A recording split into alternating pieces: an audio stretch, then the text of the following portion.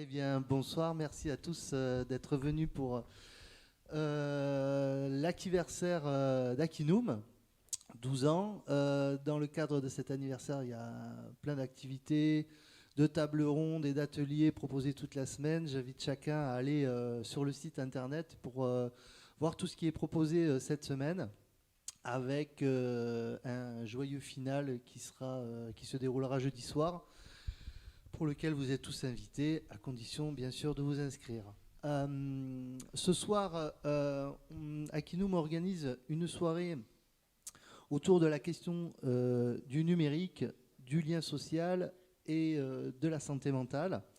Alors merci à tous d'être présents et merci à tous les invités d'avoir répondu aussi présents pour venir parler des possibilités qu'offre le numérique aux personnes en situation difficile. Ce soir, on a la chance d'avoir plusieurs personnes qui vont pouvoir témoigner de la manière dont ils travaillent avec un certain nombre de personnes en situation difficile, socialement, psychiquement, psychologiquement, et pour lesquelles le numérique offre des perspectives intéressantes et encourageantes, que ce soit en termes de soins, que ce soit en termes de socialisation et que ce soit aussi en termes d'accès à l'emploi. Ce qu'on vous propose ce soir, c'est d'abord de laisser la parole à chaque intervenant, les uns après les autres, pour qu'ils puissent d'abord se présenter et présenter le travail qu'ils réalisent. Et ensuite, on finira cette soirée par une table ronde, c'est-à-dire qu'on pourra répondre aux questions que vous allez pouvoir nous poser. Hein, j'invite chacun à noter sa petite question pour pouvoir la poser tout à l'heure. Donc, je vais donner la parole à François-Xavier. Alors, François-Xavier est un des cofondateurs d'Akinum. On a trouvé très intéressant qu'il puisse ouvrir cette soirée, puisque figurez-vous qu'au tout début d'Akinum, donc il y a 12 ans, la question sociale est apparue assez vite, a été un souci qu'ont eu les cofondateurs. Et François-Xavier va nous expliquer dans quel état d'esprit étaient les cofondateurs de l'association et de quelle manière ils pouvaient, au fond, aider un certain nombre de personnes qui avaient besoin d'aide. Voilà, dans ce nouvel espace de coworking qui est devenu le Node à l'époque. Ça te va comme introduction ? Voilà. Je vais faire avec, merci.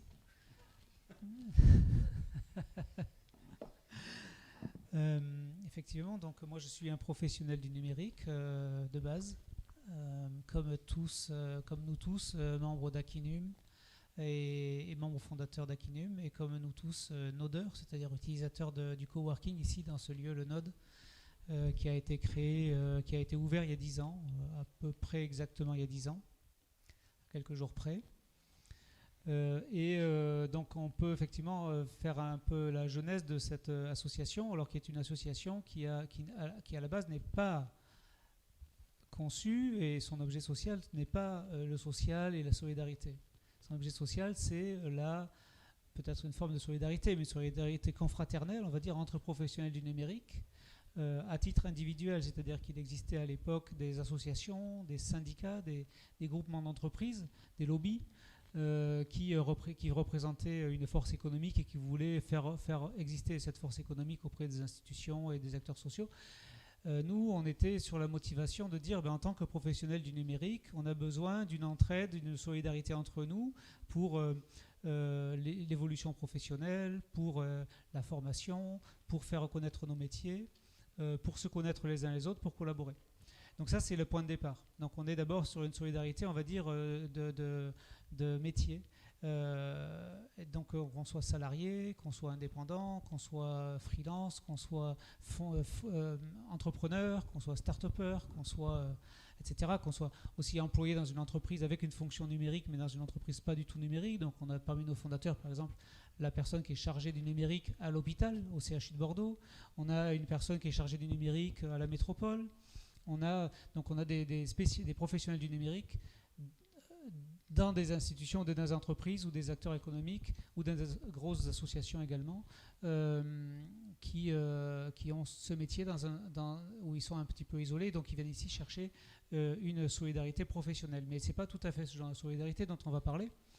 C'est-à-dire que dès le début, dès la jeunesse d'Aquinum, je reprends le dossier de fondation d'Aquinum, parce que j'ai un petit peu préparé tout à l'heure, et dans les publics qu'Aquinum identifie, on identifie l'écosystème et l'environnement sociétal et les autres publics. Donc là, on a déjà passé sur tous les professionnels du numérique, on va dire à proprement parler, mais aussi on va parler de la société, c'est-à-dire les ados, le secteur de la culture, les secteurs de la politique, et pour créer une interface entre ces autres publics et les professionnels du numérique, justement pour créer des opportunités où cette interface va permettre de créer de nouvelles possibilités, va permettre de créer des ouvertures, d'imaginer des solutions peut-être aux problèmes qui sont rencontrés, et également peut-être éveiller aussi des professionnels du numérique. Peut-être qu'on peut imaginer, on peut avoir un préjugé sur le fait qu'ils soient un petit peu enfermés dans leur technologie ou dans leur solutionnisme technique, et peut-être aussi de créer à travers cette interface l'opportunité d'ouvrir l'esprit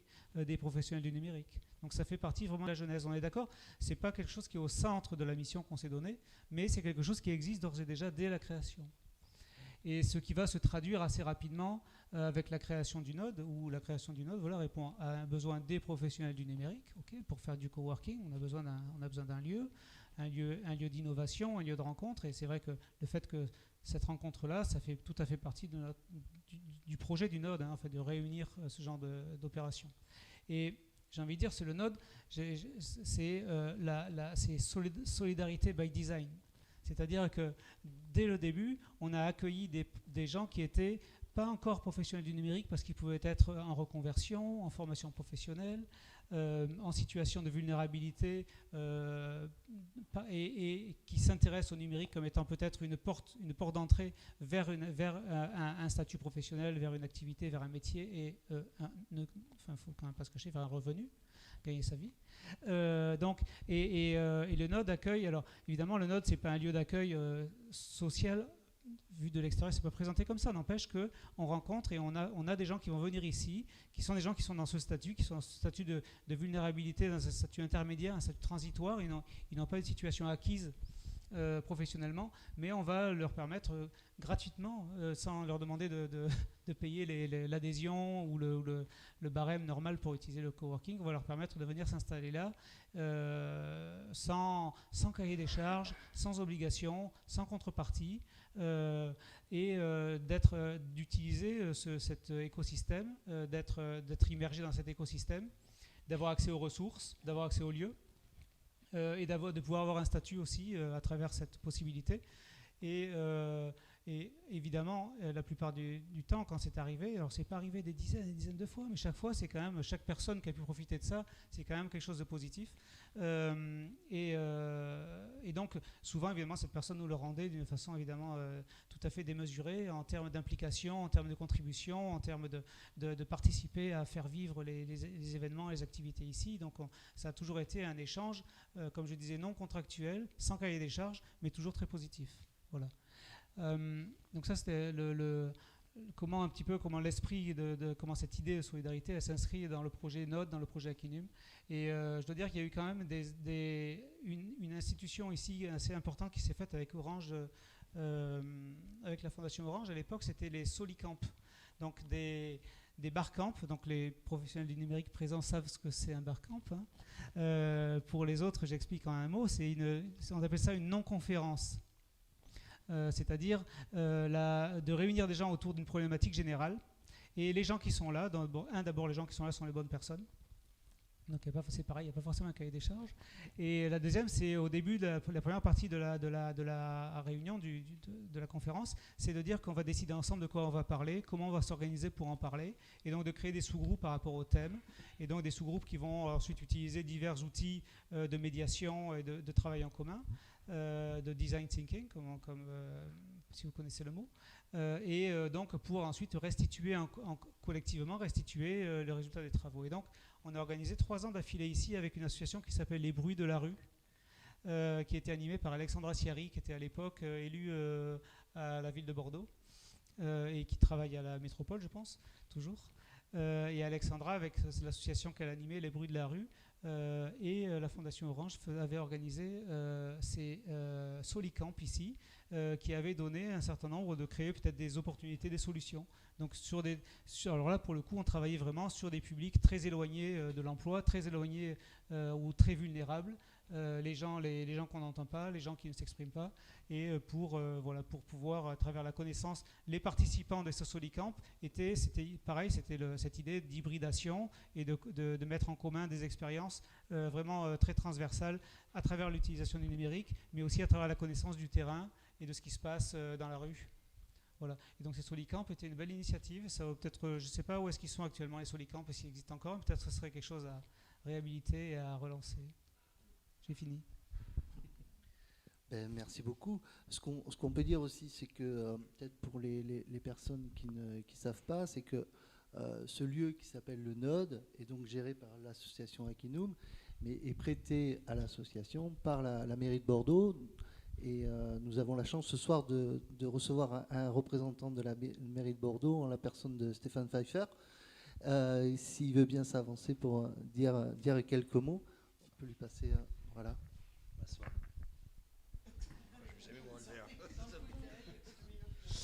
Merci beaucoup, bonsoir à toutes et à tous. Donc effectivement, moi je suis Stéphane Pfeiffer, je suis adjoint au maire de Bordeaux en charge de l'économie sociale et solidaire, du logement et de l'urbanisme.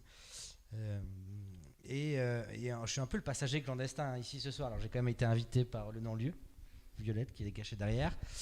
Passager clandestin parce que je ne suis ni un professionnel du numérique, ni un odeur, ni un professionnel de la santé mentale, puisque c'était une des thématiques de la soirée, mais que par contre, quand on avait visité ce lieu et surtout qu'on était venu rencontrer l'association de non-lieu, on avait trouvé via les activités qui étaient proposées, finalement le lien entre cette question du numérique et cette question de la santé mentale, et on avait trouvé ça extrêmement intéressant.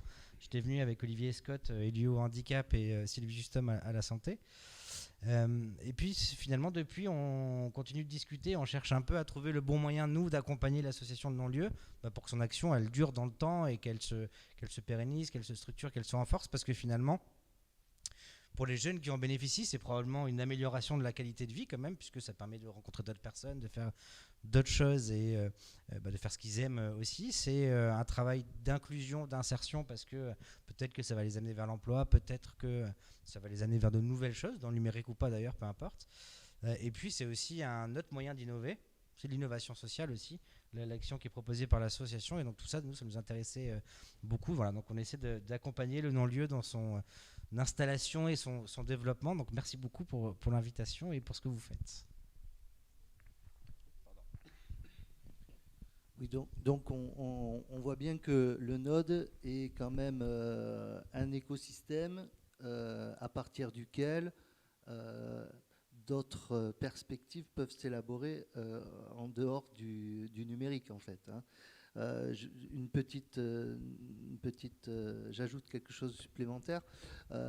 Akinum, c'est une petite association. Et ça a les bons côtés de la petite association. C'est-à-dire que tout le monde se connaît à peu près. Et on peut facilement se connaître les uns les autres. FX parlait tout à l'heure des événements qui étaient créés. Ça, c'est créateur de liens sociaux entre les gens. Voilà. Ce n'est pas une grosse association avec des grosses entreprises. C'est plutôt une association à taille humaine qui fait que les rencontres ici sont possibles. Voilà. Je voudrais maintenant passer la parole à monsieur Paul Soncourt, qui est responsable territorial Gironde d'Emmaüs Connect. Donc, c'est une association qui agit pour l'insertion des personnes en situation de précarité sociale et numérique. Voilà. Alors, je vais l'ouvrir, pardon. Hop, c'est ouvert. Là, c'est bon, parfait. Bonsoir à toutes et à tous. Donc oui, je suis Paul, je travaille chez Emmaüs Connect. Donc Emmaüs Connect, c'est une association du mouvement Emmaüs. Il y a plein d'associations, plutôt traditionnelles comme vous connaissez, les bric-à-brac. Et il y a une petite start-up là au sein du mouvement Emmaüs. C'est nous, on est Emmaüs Connect. Et en fait, on est né du constat que les publics en précarité payer le plus cher la téléphonie. Donc on est parti de là et on s'est dit, il y a un souci, les tarifs solidaires pour tout, mais la téléphonie, les publics précaires souvent ne sont pas bancarisés, ils doivent aller acheter des recharges chez le buraliste, comme on faisait il y a 20 ans, et ils les payent très très très cher ces recharges. Du coup on a commencé là-dessus, c'était il y a 10 ans, on va fêter nos 10 ans en 2023, et petit à petit on a pu distribuer des cartes SIM, des recharges, et on se met à expliquer ce que c'est qu'un giga, et pourquoi quand on va sur YouTube, ça va plus vite de consommer son crédit que quand on va faire des mails. Donc on se met à expliquer, à faire de la pédagogie, et on tire la bobine et on se retrouve à faire des ateliers, des cours, de la formation. On structure un peu tout ça et on continue de tirer un peu la bobine. Les publics nous disent bon c'est bien, mais on apprend des choses, mais moi j'ai pas de quoi me payer un équipement. Moi un ordinateur dans un magasin c'est 500 €. Moi c'est ce que j'ai comme ressources mensuelles pour vivre, donc c'est pas possible pour moi de m'équiper. Est-ce que vous pouvez pas, vous Emmaüs, trouver les trucs? Donc on toque aux portes des entreprises, on dit vous avez pas des PC qui traînent, on toque chez Akinum, on toque un peu partout dans toute la France et on arrive à trouver un peu de matériel, donc on structure aussi cette activité-là. Donc en résumé, nos actions, elles sont pour inclure les publics dans le numérique. C'est les publics qui sont en précarité sociale, c'est ça notre priorité. C'est à peu près 13 millions de Français, c'est énorme, qui sont en fracture numérique, donc qui sont en difficulté par rapport au numérique et qui sont empêchés par un de ces 3 leviers que je viens de vous expliquer, donc l'accès à la connexion, l'accès à l'équipement et l'accès aux compétences. Et donc nous, on travaille au quotidien. Donc à Bordeaux, moi j'ai un point d'accueil aux Aubiers, au nord de la ville. Et les publics viennent chez nous. Ils sont orientés par des centaines de structures de toute la métropole, des structures publiques, un CCAS, une maison de solidarité, des associations, plein de structures qui accompagnent ces publics en précarité. Et nous, on essaie de les aider comme on peut sur un de ces leviers, voire 2, voire 3, pour ceux qui sont le plus éloignés. Vous recevez combien de personnes là? Alors à Bordeaux, on inscrit à peu près 600 personnes chaque année.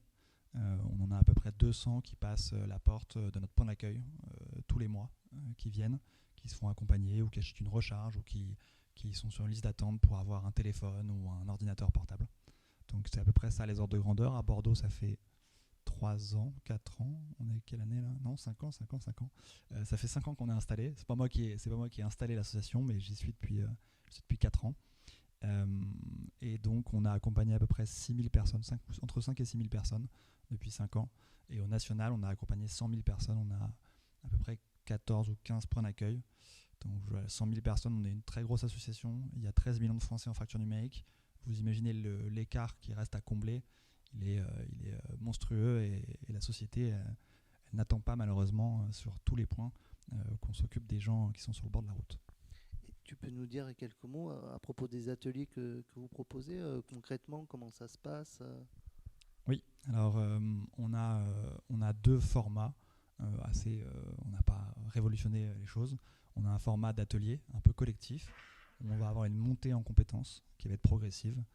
Les publics qui viennent chez nous, ils peuvent avoir jamais touché l'ordinateur de leur vie. Donc il y a la première séance, on va vous expliquer le clavier. On va regarder le clavier pendant 2 heures, 2 heures et demie. Regarder les touches, après la souris, d'abord on fait la souris, après le clavier, après le bureau, on avance progressivement, 2 heures par 2 heures, 1 à 2 fois par semaine, en fonction des capacités d'apprentissage des publics. Donc ça c'est les parties ateliers d'initiation. Là il y a combien de personnes dans l'atelier par exemple? C'est des tout petits groupes, c'est les publics qu'on accompagne. La précarité numérique, elle est étroitement corrélée à la précarité sociale, et la précarité sociale, elle est énormément corrélée à un niveau de diplôme assez peu élevé. Donc du coup, le rapport à la pédagogie, à l'éducation, à l'apprentissage, il n'est pas facile. Donc on ne peut pas faire des amphis avec 30 personnes ou 100 personnes. Bon, déjà, pédagogiquement, ça marche sur personne, ça. Ça a été prouvé maintes et maintes fois, mais encore plus sur nos publics. Donc on a des groupes de 6, 8 personnes maximum pour que chacun se sente à l'aise, chacun puisse parler, chacun puisse se tromper sans avoir de honte à ça et de problème. On essaie de créer tout cet environnement. Alors ça demande beaucoup d'astuces, de pédagogie. On a monté des outils, des plateformes, des méthodologies, et donc qui permettent d'accompagner des gens d'un niveau 0 à un niveau un peu moins que 0, quoi. On essaie de les emmener. Alors il y en a qui vont faire des tours et des tours d'ateliers, parce qu'on n'apprend pas en quelques dizaines d'heures le numérique. C'est un petit peu vaste comme sujet. Donc voilà, on a ces cycles d'ateliers. Et à côté de ça, on a des permanences où les gens peuvent venir avec leurs problèmes individuels. Ça peut être n'importe quoi. Ils peuvent venir avec leur équipement s'ils ont la chance et les moyens d'en avoir un, mais aussi on leur met à dispo des équipements pour pratiquer, renforcer, revoir des choses qu'ils ont vues en cours ou n'importe quoi d'autre. Et en pratique, quelle est leur demande? De quoi ont-ils besoin? Les besoins, souvent, c'est un mur administratif. La première, alors je sais pas si c'est un besoin, mais voilà, on est en 2022, donc la France a basculé toutes ses démarches administratives numériquement. Alors moi, je dis personnellement, je suis ravi de faire mes impôts sur l'application impôts.gouv en 4 minutes 30, c'est un plaisir. Mais les publics qu'on accompagne, c'est pas du tout un plaisir, parce que là, ils n'ont pas d'équipement. Quand on doit se faire un compte France Connect ou qu'on doit aller sur un site administratif, c'est très compliqué. Les travailleurs sociaux, ils sont dépassés par ça. En fait, ils passent leur rendez-vous avec les publics à faire des récupérations de mots de passe Gmail, à noter sur un bout de cahier et à se dire voilà, mais Madame Michu, elle a encore paumé son mot de passe, elle n'a pas mis de téléphone de secours et c'est l'horreur. Et en fait, ils passent, les travailleurs sociaux, donc le travail est quand même de résoudre des problématiques sociales fortes, se retrouvent à pousser des boutons et appuyer sur j'ai oublié mon mot de passe à longueur de journée. Donc nous, on dit bon, ok, on va prendre ces gens-là, on les accompagne et Vous les derrière, accompagnez pour ces questions-là, ouais. Administratives, via le... Nous, on leur apprend vraiment à utiliser les outils. Ouais. On n'est pas travailleurs sociaux, on n'a pas cette compétence-là. Alors on commence à comprendre un peu les mécaniques, mais on va jamais, le travailleur social, il a 3-5 ans d'études. On va jamais, ou même des gens qui travaillent en administration, ils sont rodés, ils ont cette compétence, cette connaissance qu'on n'aura jamais. Même pour nous, Pôle emploi, on passe beaucoup de temps dessus. Ça reste un truc mystique qu'on n'arrive pas forcément à résoudre. Il y a des petits trous des fois à certains endroits. Je grossis le trait, mais bon, on n'est pas loin de la réalité. Donc on est vraiment là pour montrer aux gens comment on utilise l'outil pour qu'ils soient plus bloqués. Et après, il y a des spécialistes. En fait, chez Pôle emploi, il y a des conseillers qui vont vous aider à trouver du travail. Moi, je ne vais pas vous dire ce que c'est. L'exemple que je prends toujours, c'est je ne vais pas vous dire comment on fait un bon CV. Je ne sais pas s'il faut mettre une photo sur un CV, s'il faut mettre ses expériences dans l'ordre chronologique ou anti-chronologique. Moi, je vais vous montrer comment ça marche Word, LibreOffice, Canva ou je ne sais quel outil. Je vais vous montrer comment on met une photo, comment on met des textes, comment on met des tirets, des cases. Et ça, c'est ce qu'on va faire nous, c'est vous montrer comment l'outil fonctionne. Comment bien l'utiliser dans le sens des bonnes pratiques des usages. Ça, c'est pas à nous, on n'est pas expert en travail social ni en inclusion professionnelle. Il y a des professionnels pour ça. Mais le numérique, maintenant, il déborde de partout. Donc, on essaie d'amener des solutions. Quels sont les intervenants qui font ce travail auprès des personnes qui viennent vous rencontrer? Alors nous, on s'appuie sur des citoyens, des bénévoles.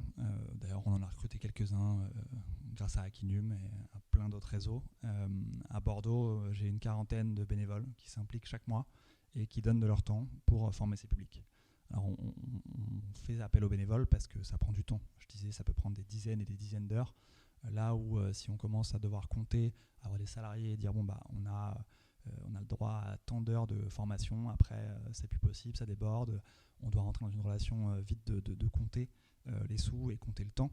Et pour apprendre, en fait, on n'apprend pas tous à la même vitesse. Et nous, c'est vraiment ce qu'on défend. Donc derrière, ça nous demande de former ces bénévoles, de les faire monter en compétences, de les outiller, de leur donner tout le cadre et la structure pour qu'ils puissent accompagner correctement les publics. Mais c'est le choix qu'on a fait chez Emmaüs Connect, et ce qui nous permet d'accompagner beaucoup de monde chaque année et en permanence. Donc pour pouvoir faire du bénévolat à Emmaüs Connect, où est-ce qu'il faut aller? Il faut aller sur Internet, évidemment.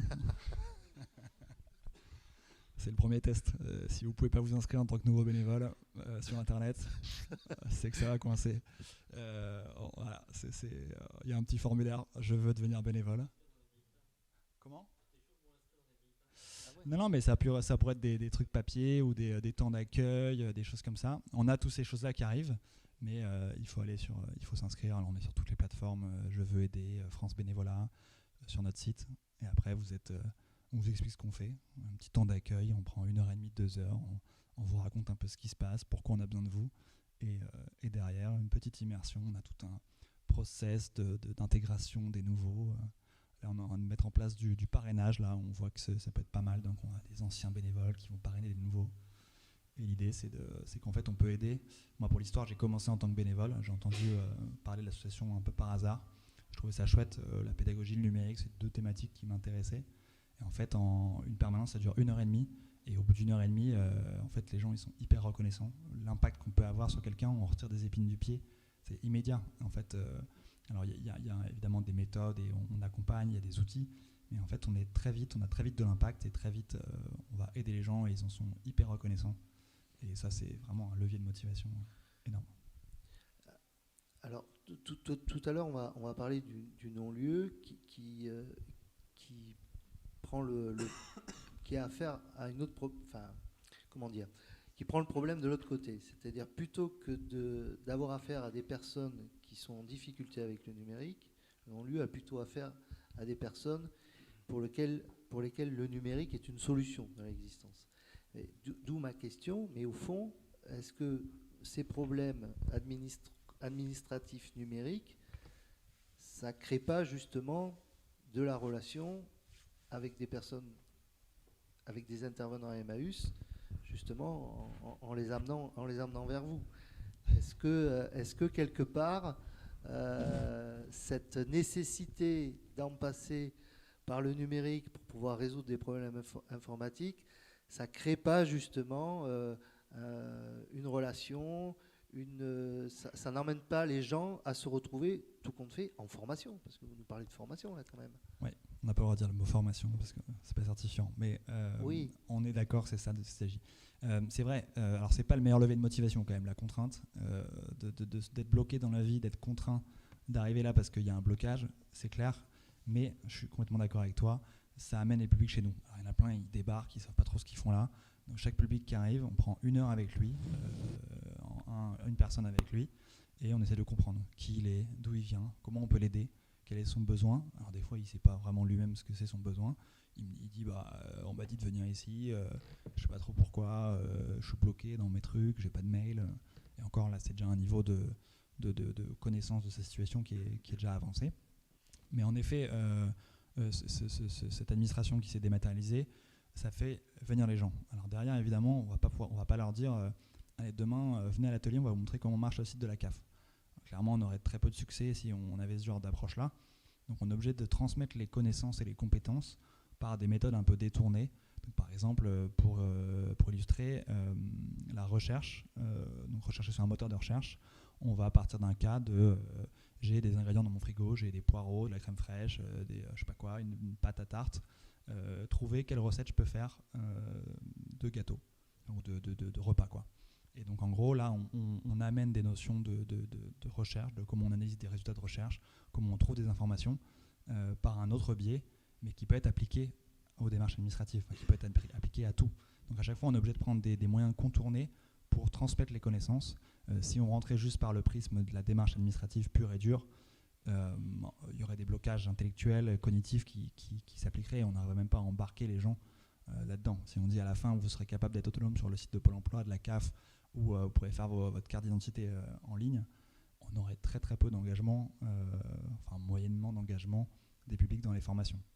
L'idée c'est de leur trouver des choses très concrètes, pratico-pratiques, pour les amener à se former. Mais en effet, c'est ce qui les amène chez nous, c'est souvent ça. Donc ça les amène chez vous, ça les fait rencontrer du monde, rencontrer d'autres personnes, acquérir des compétences un petit peu. Est-ce que vous, de votre côté, aussi, vous pouvez orienter ces personnes vers des services qui seraient susceptibles de leur venir en aide de manière plus précise? Vous faites ça? Oui, on essaye de pouvoir réorienter parce que nous, on est vraiment un tout petit acteur. Les publics en précarité sociale, ils ont un chaînage d'acteurs qui, en fait, ils ont des agendas qui sont surchargés parce qu'on leur dit le jeudi matin, tu vas là, le vendredi après-midi, tu vas ici pour le matin, c'est numérique, le vendredi après-midi, c'est ton colis alimentaire, tu as rendez-vous avec ton assistante sociale à la maison de solidarité pour tes enfants. Donc, ils ont beaucoup d'acteurs autour desquels ils gravitent. Ils vont d'acteur en acteur. C'est terrible, hein, le parcours des publics en précarité sociale. Ils sont vraiment ping-pongés de droite à gauche. la réorientation, elle est nécessaire. Bien connaître son écosystème, savoir qui fait quoi. C'est un travail de fourmi, de comprendre ça.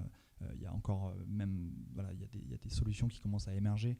On a des choses comme le SoliGuide qui permet de recenser les actions à destination de public en précarité. L'interconnaissance des acteurs, elle est vitale. Nous, on a une toute petite, ce que je dis toujours, c'est qu'on a un tout petit chaînon dans cette grande chaîne d'accompagnement. On a un tout petit morceau. Il y a des gens qui nous envoient ces publics et nous, on les renvoie vers d'autres gens. Et c'est comme ça qu'il faut travailler dans le milieu associatif et social. On ne peut pas tout absorber, on ne va pas tout faire, ça n'a pas de sens. Là, par exemple, on voit qu'on a beaucoup de problèmes de publics qui ne maîtrisent pas le français. Et nous, tous nos supports, ils sont en français. Les exercices sont en français, la méthodologie est en français. Donc, on s'est câblé avec des structures qui font des cours de FLE et on oriente les publics. On essaie de les maintenir un peu à flot chez nous. On leur dit venez en permanence en même temps, comme ça, ils gardent un peu un pied chez nous. Parce qu'en fait, s'ils s'en vont de chez nous définitivement, on ne sait pas si on pourra les faire revenir. Donc, on essaie de les maintenir un peu. Mais on a des accords avec des structures pas loin de chez nous pour dire ah mais regardez, traversez la rue là en face, ils vont vous inscrire, on va vous trouver un cours, comme ça vous apprenez le français et après vous pourrez faire les cours avec nous, tout le cycle. Donc il y a vraiment un truc d'interconnaissance nécessaire. Bon, merci beaucoup pour cette présentation très précise du travail que vous réalisez à Bordeaux et donc aussi dans toute la France alors. Oui, tout ce que je dis, voilà. Ça se duplique dans les territoires où on est implanté. Plus ou moins fortement, avec plus ou moins de public. Et les activités, par exemple en Ile-de-France, on a une grosse activité sur les parties recharge et connexion. Voilà, ça dépend des territoires. Bon. Mais on a les mêmes activités partout. Eh bien, merci beaucoup.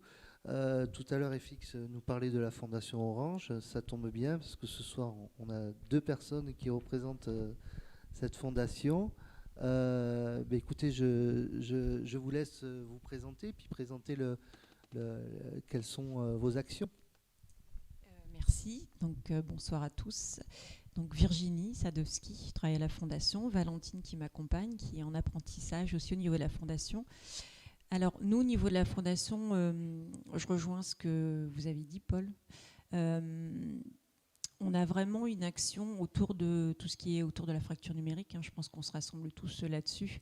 Alors, nous, on a une action un peu différente au niveau de la Fondation. C'est qu'on agit, je dirais, sur principalement 2 types de populations, qui sont des populations aussi en difficulté, en précarité, que sont les femmes et les jeunes. Ça ne veut pas dire que les autres n'ont pas de l'importance, bien entendu, mais c'est vrai qu'au niveau de nos actions, on s'est principalement focalisé sur ces populations-là. On travaille également sur des populations qui sont avec des troubles autistiques. Ça, c'est quelque chose de très ancien historiquement au niveau de la Fondation. Sur ce type de population, on les accompagne au niveau des logements et au niveau du numérique également. Donc sur les jeunes et sur les femmes, parce que je pense que c'est là-dessus qu'on agit principalement autour du numérique, on va accompagner, je dirais, des associations qui vont répondre à des appels à projets, puisqu'on fonctionne par des types d'appels à projets. Et on va accompagner des associations précisément dans des projets qu'elles vont nous présenter autour du numérique. Alors, on accompagne le non-lieu, particulièrement sur un projet qui s'appelle Ensemble pour l'insertion des jeunes. C'est là où on va retrouver justement un accompagnement autour des jeunes. On va accompagner également des maisons digitales, donc des maisons digitales qui sont très orientées vers des populations qui sont des femmes. Par exemple, à Bordeaux, il y a Active 33, et là, on va retrouver ce que vous disiez, c'est que on accompagne ces associations-là qui accompagnent les femmes, parfois des femmes qui ont du mal à s'exprimer en français, des femmes qui ont plus de 45 ans, qui se retrouvent sans emploi et qui ont besoin d'accompagnement autour du numérique. Et là, on retrouve en fait ce que vous disiez, et vraiment l'importance de les aider à utiliser le numérique, que ce soit pour tout ce qui est procédure administrative, mais également tout ce qui est aussi recherche, insertion d'emploi, etc., etc. Donc, voilà, nous, la Fondation, c'est vraiment, on n'a pas un lieu comme vous pouvez avoir où on va recevoir en fait des gens, mais on est vraiment aux côtés d'associations qui ont postulé sur des appels à projets spécifiques et qu'on va accompagner. Alors notre accompagnement, il va se faire aussi vers les jeunes, et ça, on pense que c'est très important parce que c'est vrai que l'insertion professionnelle pour les jeunes, elle est majeure. Et on va les accompagner, par exemple, dans des associations qui vont être sur des projets tels que des Fab Labs solidaires, des tiers-lieux solidaires. Et là où on va, je dirais, quand je pense à, par exemple, du Fab Lab solidaire, on va essayer de mettre un pied à l'étrier à des jeunes qui vont avoir entre 16, 17 ans jusqu'à 23, 24 ans, ça dépend, qui vont, pour certains, soit être sortis en fait, du système scolaire, soit qui ont besoin voilà, je dirais, d'avoir un projet spécifique, et on va les accompagner, par exemple, au travers d'un projet qui va être de la découpe laser, de l'imprimante 3D, leur expliquer en fait en quoi le numérique, sous quelque chose de... Je crée quelque chose, un produit, un projet, ça peut être des lampes, ça peut être des jeux, ça peut être ce genre de choses, mais ça leur permet aussi de voir que le numérique, c'est aussi quelque chose de concret, et de leur donner envie, au-delà de dire je te mets devant un ordinateur, je fais des choses, des choses plus administratives qui ne va pas forcément leur donner envie, mais ça leur permet aussi parfois de reprendre confiance aussi en eux, de s'insérer dans un projet, de se lever tous les matins. Et donc on accompagne ces jeunes en fait via des associations. Bien ce que je dis, toujours des associations. La deuxième chose aussi, comment on accompagne aussi autour de la fracture numérique, c'est qu'on a un certain nombre de salariés qui arrivent en fin de carrière et qui peuvent bénéficier chez nous d'un ce qu'on appelle un temps partiel senior, et qui peuvent le faire en mécénat de compétences. Et donc on va les, entre guillemets, ils vont être prêtés à des associations. Ça peut être des associations de tout type, et on a une association qui s'appelle Orange Solidarité, qui va en fait œuvrer dans des associations, peu importe lesquelles. Ça peut être la Croix-Rouge, ça peut être les Restos du Cœur, mais ça peut être aussi des associations autour du handicap. Enfin, il y a vraiment beaucoup de choses. Et ces salariés, pendant 6 mois, 1 an, vont venir dans l'association et vont dispenser des cours autour du numérique. Donc ils vont faire vraiment de tout, de comment j'accompagne en fait à faire mes impôts. C'est là où on va se retrouver un petit peu. Comment j'accompagne, ça peut aller jusqu'à comment je fais un CV, ça peut aller...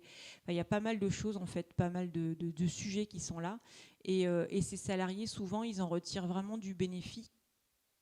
Du bénéfice vraiment très important, parce qu'ils ont envie de faire autre chose, ils arrivent en fin de carrière, ils ont des compétences qu'ils peuvent vraiment utiliser, et ils sont payés par notre entreprise, mais ils sont prêtés pour une association vraiment à destination des bénéficiaires.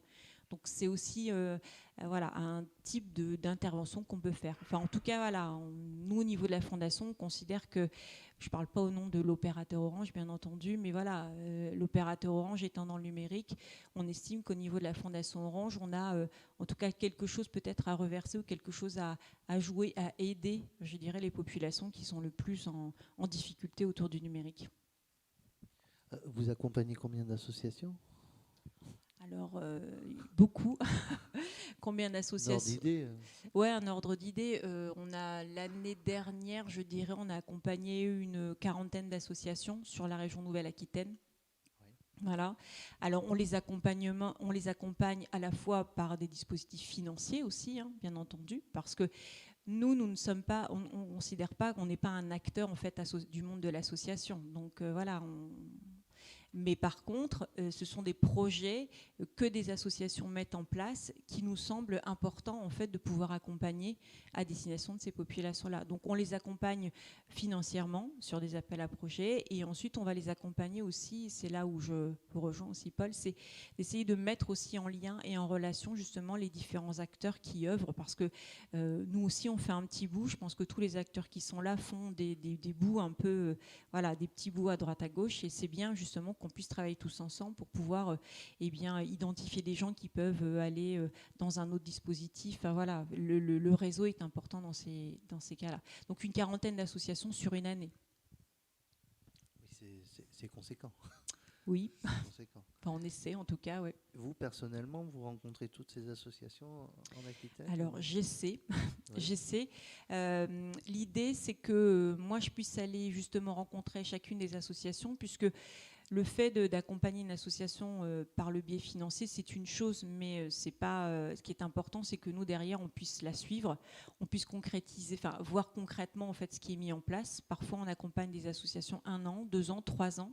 En général, on ne va pas au-delà de 3 ans, puisque l'objectif, c'est bien que cette association, à un moment donné, elle puisse aussi fonctionner avec d'autres subventions qui ne sont pas forcément que les nôtres, et qu'elle devienne aussi autonome et qu'elle puisse montrer aussi ce qu'elle fait, ce pourquoi elle œuvre. Et nous, on essaie souvent d'être au début, en fait, au début je dirais, du projet en fait, qui peut se mettre en place. Je pense à une association, par exemple, qu'on a accompagnée un peu plus de 3 ans, qui s'appelle la Smala, qui est un tiers-lieu solidaire dans les Landes. Et on les a accompagnés 3 ans, effectivement, successivement, pour pouvoir justement faire en sorte qu'eux puissent monter des programmes de formation à destination des jeunes, justement. Et on a beaucoup œuvré avec eux pour que derrière, ils puissent être reconnus, en fait, au niveau de leur département, et que derrière, les collectivités locales ou d'autres entreprises puissent derrière, en fait, prendre le relais de ce qu'ils font. Bon, ben, merci beaucoup pour cette présentation, encore une fois très précise. On va maintenant vous projeter un petit film pour passer à l'association suivante qui s'appelle Le Non-Lieu. Alors là, je vais devoir me lever pour aller brancher un câble et lancer le petit film qui est assez court, qui dure une dizaine de minutes. Et pendant ce temps-là, monsieur Gilles Mouillac, Guillaume de Groot et Arnaud vont pouvoir s'installer parmi nous. À tout de suite.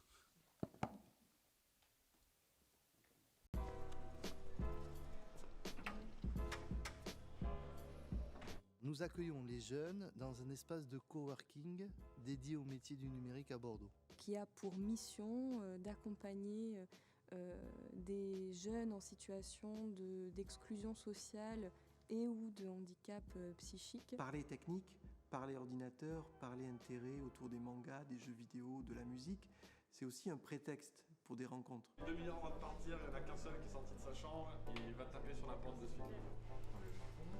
Mais du coup, ça, on les a pas faites. Non, il est avec. Ah. On n'a pas d'exemple. C'est la valeur la plus élevée. On a fait quoi? On a fait celle-là, elle est cassée. Pour préciser, moi au non-lieu, j'ai plutôt une mission de coordination et de développement du projet. À l'heure actuelle, je suis responsable du suivi des projets des jeunes au non-lieu. Moi, j'essaie d'être au plus près de la compréhension de leurs troubles psychologiques et aussi de l'intérêt qu'ils peuvent trouver dans les pratiques qu'ils font autour du numérique pour essayer de chercher le point de détail qui va faire qu'on va pouvoir travailler avec eux. Concrètement, c'est très très variable en fonction des intérêts des jeunes. Mais ce qui se passe, c'est aussi que plusieurs jeunes peuvent avoir le même centre d'intérêt. Par exemple, on a 4 jeunes qui s'intéressent à Minecraft.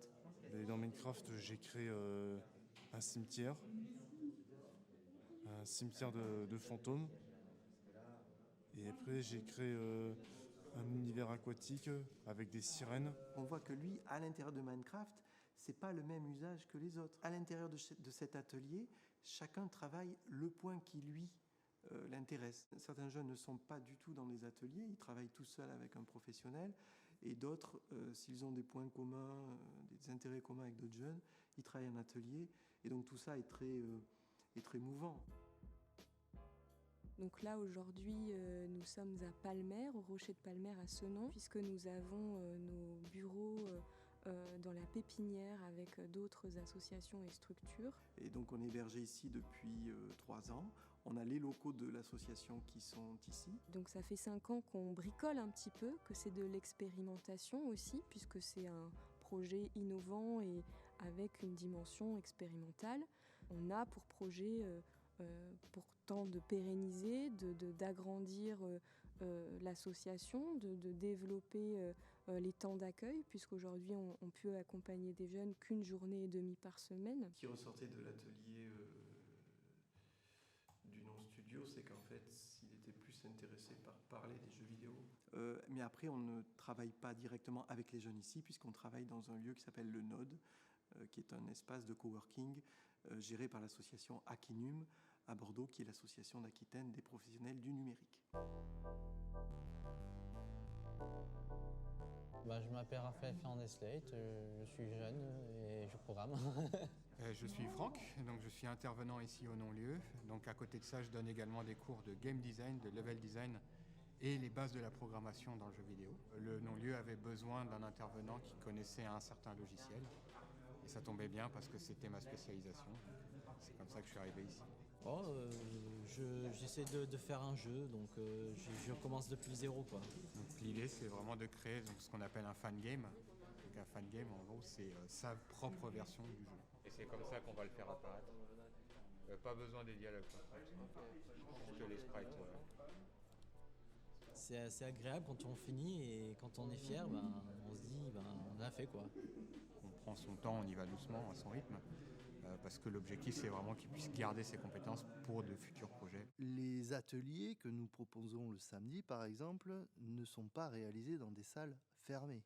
Tout se passe dans l'espace de coworking, dans l'open space. Tu dois faire quoi là? Un mood board. Donc rassembler toutes les références qui pourraient servir. Ouais, puis après, ce sera pour faire du concept après, puis trouver le vaisseau.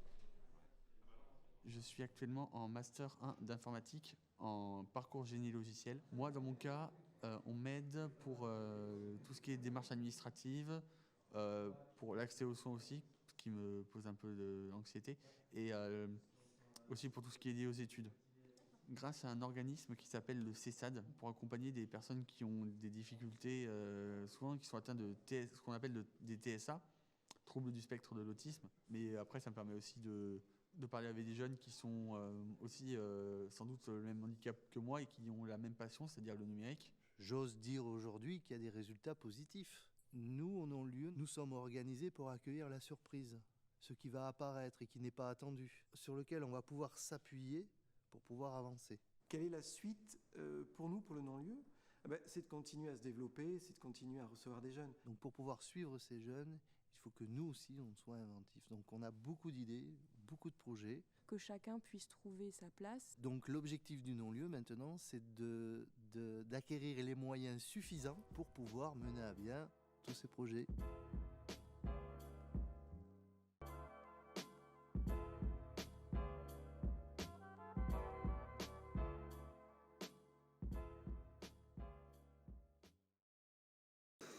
Merci à vous. On va passer à la séquence suivante avec Arnaud Demouy et Guillaume de Groot, on prononce comme ça, qui sont tous les deux donc des professionnels du numérique et qui interviennent au non-lieu. Guillaume autour de la pratique du dessin et Arnaud autour du codage essentiellement. On a souhaité les inviter pour intervenir, pour qu'ils nous parlent au fond de ce que leur a enseigné les rencontres avec les jeunes et la façon de se déplacer ou de se décaler que ça peut produire. Peut-être pour faire le pont avec la conversation précédente, puisqu'on parlait de fracture numérique, le terme est beaucoup revenu, et je me demandais au fond si avec les jeunes qu'on reçoit, on ne peut pas résumer le parcours à parfois une forme de rotation autour de la fracture, parce qu'il y a la fracture numérique, on a aussi des jeunes qui arrivent avec des fractures subjectives. Je me souviens d'un notamment qui avait le point commun de venir au non-lieu et de venir chez Emmaüs Connect. Un jeune qui avait connu dans son existence une fracture réelle, puisqu'il avait été brutalement arraché à son pays d'origine, à sa famille, venu en France, et à sa langue. Il avait perdu sa langue dans la fracture, sa langue maternelle. Et au fond, on voyait que pour lui, rencontrer des psys, c'était quelque chose de très difficile, parce que ça l'assignait à une position de malade, ça faisait peser sur lui la fracture et la question de l'origine insondable enfin, de cette fracture-là, ce qui fait que pour lui, il était allergique à tout ce qui était psy. Mais par contre, on voyait que pour lui, aller chez Emmaüs Connect, c'était vraiment quelque chose qui le soutenait dans l'existence, pour une raison très précise, c'est que la fracture n'était plus de son côté. C'était l'autre qui avait un problème de fracture subjective, de fracture numérique, et à partir de ça, il pouvait lui-même se mettre en position d'enseigner quelque chose à quelqu'un, et c'est ça, quelque part, qui avait un effet de désidentification. Il n'était plus le malade sur qui pesait la fracture, mais il était quelqu'un qui avait quelque chose à apporter à quelqu'un d'autre. Et donc, au fond, quelque part, la fracture était plus de son côté, mais de l'autre. Et c'est ça qui lui permettait de retrouver une place dans l'existence. Et en venant ici, au fond, il n'aidait pas tellement les autres, mais il rencontrait un certain vide, c'est-à-dire qu'on ne savait pas forcément à sa place à l'avance ce qu'on allait faire. Et ce qui a été assez intéressant au fil du temps, c'est qu'à la place de ce vide, qu'est-ce qu'il s'est mis à faire ? Il s'est mis à faire des recherches sur sa langue d'origine perdue. Et donc il s'est mis à apprendre sa langue perdue, une langue asiatique, jusqu'au point où il a conçu le projet de repartir dans ce pays d'origine, à la recherche quelque part d'une suture, d'un certain point de fracture qu'il avait pu rencontrer dans son existence. Donc c'est quand même... l'histoire très souvent se résume à des rotations autour d'une fracture, où au fond, ce qu'on vise pour les jeunes qu'on reçoit, c'est les aider à sortir d'une position au fond où ils seraient identifiés aux malades qu'on aide. Et c'est pour ça qu'on a tenu dès le départ, dans la création du non-lieu, à ne pas être qu'entre psy, à recevoir aussi des professionnels du numérique qui pouvaient, eux, avoir le charme et les compétences de parler la langue que parlaient ces jeunes-là autour de ce qui les intéressait, ce qui très souvent fait accroche, ou qui installe une forme d'autorité, au sens où vous démontrez que vous savez y faire, que vous en connaissez un bout sur le sujet qui préoccupe les jeunes qu'on reçoit. Et quelque part, il me semble qu'il y a de vraies rencontres que si ça déplace les jeunes, mais ça déplace aussi vous-même.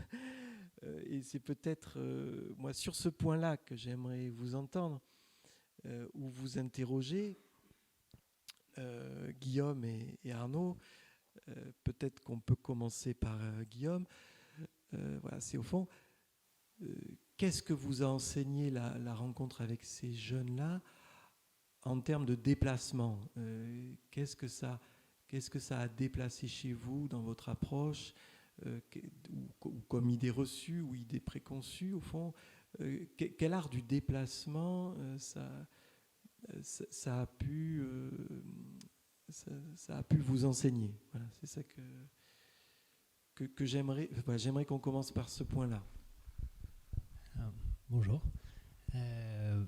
Moi, j'ai découvert le Node par le non-lieu, déjà contrairement à certaines autres personnes, et c'est un grand bienfait. Et je suis arrivé là en faisant la connaissance de Violette, qui avait besoin d'un intervenant autour du dessin, mais je ne connaissais pas spécialement les troubles autistiques je ne suis pas psy, quoi. J'ai dû aborder simplement ce que je savais faire. On m'a demandé d'aborder ce que je savais faire avec certains jeunes qui en avaient besoin. Et ça, effectivement, c'est une façon d'aborder les choses qui est assez neutre au départ. Et le rapport se construit, on voit ce dont le jeune a besoin. Et il nous apporte beaucoup. En fait, ces jeunes-là, moi, j'ai découvert l'enseignement en venant au non-lieu. Ça fait que maintenant j'enseigne dans des écoles d'art appliqué, j'enseigne ce que je fais dans des écoles d'art appliqué, et ça a commencé par le non-lieu, ça m'a donné la confiance. Donc le rapport avec les jeunes ici m'a donné la première confiance dont j'avais besoin pour l'enseignement, pour être intervenant. Donc effectivement, il y a un certain déplacement dans la vision des choses, ça c'est sûr, de mon côté. Du côté des jeunes, il y a des déplacements dont je pourrais pas parler à leur place, bien sûr, mais il y a des choses qui se voient dans leur façon d'interagir avec nous. Et c'est une place qu'on prend petit à petit, hein. On vient parler de ce qu'on fait. On essaye ensuite de voir ce dont ils ont besoin dans ce qu'on fait, qu'est-ce qu'ils pourraient avoir besoin de notre part. Et on essaye de les laisser s'exprimer pour nous demander le besoin, quoi. D'exprimer le besoin et ensuite de concrétiser pour aller vers ce besoin-là. Et bien souvent, c'est pas du tout ce à quoi on s'attendait au départ. Donc en ça aussi un déplacement, et c'est super intéressant. Je ne m'attendais pas du tout à tout ce que j'ai fait ces dernières années au non-lieu avec les jeunes, mais l'improvisation a laissé place à des échanges vraiment intéressants et à des évolutions aussi qui sont passées sous nos yeux de ces jeunes-là, par le fait d'aborder non seulement ce que je fais dans la vie, mais d'aborder d'autres sujets, parce qu'en fait, bien souvent, ça va être des jeunes qui ont besoin d'être écoutés de manière posée sur un sujet précis, et le fait de les écouter, on découvre vers quoi ils veulent aller, et puis on s'adapte, ça fait redécouvrir le métier qu'on fait, ça le fait réaborder d'une manière à laquelle on n'avait pas pensé auparavant, et c'est très intéressant pour se remettre en question, je trouve. Ça force à avoir un point de vue nouveau et spécial sur ce qu'on pratique. En tout cas, pour moi, c'est le cas. Et puis à trouver où se positionner aussi, parce que dans les troubles autistiques, j'ai découvert ça. Il y a un souci de prendre cette place entre la personne et le sujet avec lequel elle est en train d'interagir, prendre cette fameuse troisième place et la trouver, avoir la confiance de la personne avec qui on discute et trouver cette troisième place à laquelle il ne laisse pas forcément place au départ. C'est trouver la confiance et juste être une voix off des fois au départ pour présenter les choses, montrer petit à petit qu'on peut peut-être aider sur tel ou tel aspect sans déformer ce que la personne est en train de faire. C'est une découverte à tâtons, et du coup c'est effectivement beaucoup de déplacements de la façon de voir les choses et de voir son propre métier, pour mon cas en tout cas. Donc c'est ça, au fond tu dirais ça t'a appris quelque part à t'intercaler entre les jeunes et leurs sujets, enfin, entre les jeunes et ce à quoi ils s'intéressent. Tu disais, c'est vrai, souvent ça peut être des intérêts très phagocytants, enfin qui les envahissent, qui les prennent. Et donc toi tu cherches au fond ce que tu appelais la troisième place, c'est-à-dire comment t'intercaler entre eux et leur passion, quelque part, en respectant la forme que ça avait, mais en essayant de trouver le petit espace par où toi tu peux rentrer dans leur univers, en fait. C'est ça ? Ouais, c'est ça, en essayant de suivre le courant un peu. Plus de ne pas s'intercaler entre ceci ou cela, ou entre la personne et son sujet, mais plus d'aller avec le flow et de voir où est-ce que je me place dans sa rivière à lui, quoi, pour avancer avec et pas être en face, et du coup surtout pas de devenir un obstacle, quoi, ou s'opposer à ce qu'il est en train de faire, mais essayer d'accompagner, d'être là sur le côté et de pouvoir être un appui mais comme ça, quoi, comme la coup d'or là, pour qu'il puisse avoir une solution si jamais il n'en a pas. Des fois dans la tête d'un ou d'une jeune, ça fuse très vite, ils savent faire des choses impressionnantes que jamais j'aurais été capable de faire à leur âge en apprenant, en ayant eu la formation que j'ai eue. Et ça va être d'un seul coup sur d'autres aspects, des aspects auxquels on ne s'attendait pas, qu'on va devoir les aider et qu'on va apporter une aide et qui est beaucoup moins technique que celle à laquelle je m'attendais, quoi. Donc voilà, beaucoup d'écoute pour savoir où est-ce que la personne veut aller. Fatalement, ça apprend sur soi. Ouais. Bon, donc ils t'ont appris à être un accoudoir, c'est ça, qui est quand même bon. Moelleux. Moelleux, voilà. Donc ça nous rappelle la fonction fondamentale de cet objet dans la vie quotidienne. Merci beaucoup à toi. Arnaud, peut-être je peux te poser la même question. Au fond, en termes de déplacement, qu'est-ce que ces rencontres t'ont appris à toi ?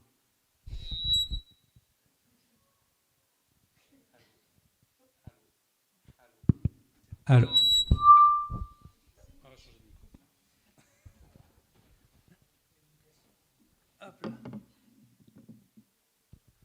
Allô. Ok. Bonsoir. Peut-être brièvement, tu peux aussi exposer quel travail tu fais avec les jeunes. Oui, alors moi je partage. Alors j'ai pas du tout le même parcours que Guillaume concernant mon approche au non-lieu, à mon arrivée au non-lieu et à ce que je fais au non-lieu. Par contre, je partage pas mal l'analyse derrière de tout le déplacement que ça fait. Moi, mon parcours est différent. J'ai fait de la formation. Je fais de la formation. Donc, je suis arrivé au non-lieu au départ en tant que membre du conseil d'administration pour apporter un angle numérique aux discussions qui étaient élaborées lors de ces rendez-vous. Et c'est après que vous m'avez demandé d'accompagner des jeunes le mercredi matin pour en accompagnement individuel. Donc je crois qu'il tranche un petit peu avec le fonctionnement où je crois que tu étais en groupe, Guillaume. Ça dépend, suivant le nombre. En accompagnement individuel pour 3 jeunes le mercredi matin. Et je suis nodeur également.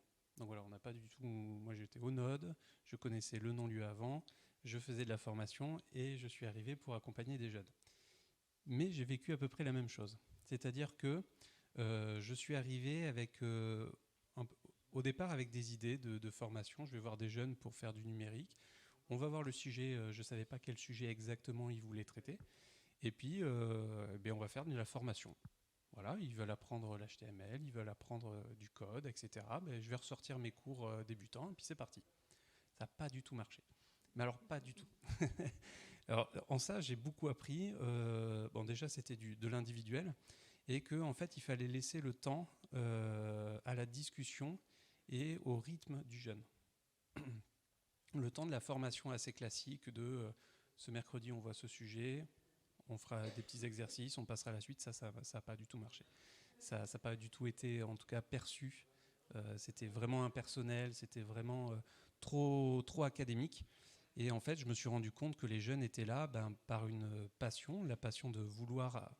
Alors, ça dépend des jeunes. Il y a des jeunes qui veulent apprendre, d'autres qui savent déjà beaucoup et qui ont besoin plus d'un tutorat, mentorat pour avancer dans leur projet. Mais que, grosso modo, il fallait que j'écoute et que j'aille à leur rythme et qu'on digresse, qu'on parte sur d'autres sujets, qu'ils m'écoutent, que je les écoute, qu'on teste des choses, qu'il y ait des jours avec, qu'il y ait des jours sans, et que c'est pas grave. Ça a été le plus gros changement, de me dire que même si la journée ne s'est pas passée comme je l'avais prévu, en fait, le jeune, il a sûrement adoré la session. Et en fait, il a fait ce qu'il voulait, de la manière dont il voulait, et il s'est senti écouté, il s'est senti présent. Et ça, c'est le plus gros changement, le plus gros déplacement que j'ai eu par rapport à mes interventions. Voilà. Oui, donc au fond, c'est l'idée que le chemin le plus court d'un point à un autre, c'est la digression, c'est la ligne courbe. Au fond, et que pour faire faire un certain trajet dans le savoir, dans l'enseignement, vraiment, il faut accepter la flânerie, le détour, le décours, qui est vraiment pas du temps perdu, mais quelque part quelque chose de très très sérieux, au fond, d'accepter de se laisser plier par les contours de la conversation, du décalage, du détour. Oui, c'est ça. Le gros changement, c'est que moi j'ai appris les formations, tu as 35 heures pour apprendre un sujet. Ici ou non-lieu, vous m'avez fait confiance et j'ai appris que en fait, le temps, c'était pas le même.